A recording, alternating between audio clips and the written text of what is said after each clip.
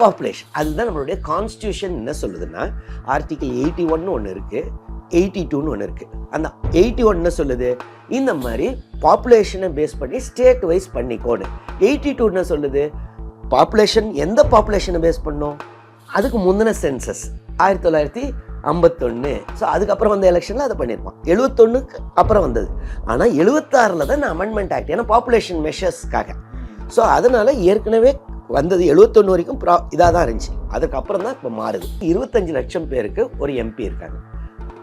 மேற்கத்திய நாடுகளில் ஏறக்குறைய 5 லட்சத்துக்கு 1.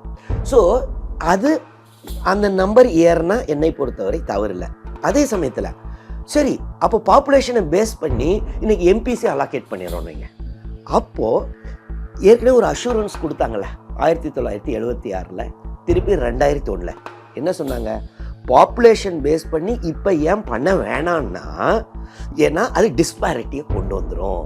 அதை இம்ப்ளிமெண்ட் பண்ணிட்டா சவுத் இண்டியன் ஸ்டேட்ஸ் அவங்க சேவை இழக்கும்னு 2001 அதே தான் அடல் பிஹாரி வாஜ்பாய் தலைமையில் முடிவு பண்ணுறாங்க.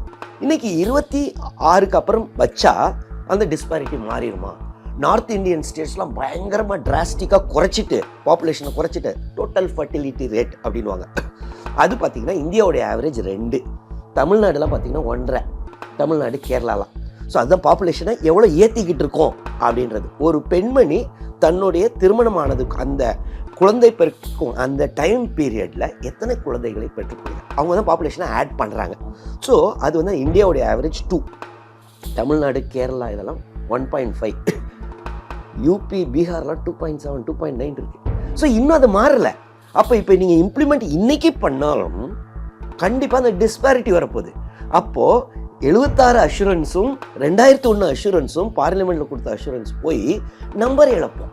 ஸோ பாப்புலேஷனை பேஸ் பண்ணி இப்போ பண்ணுறது சரியில்லை, ஏன்னா இன்னும் அந்த டிஸ்பாரிட்டியை கொண்டு வரும்.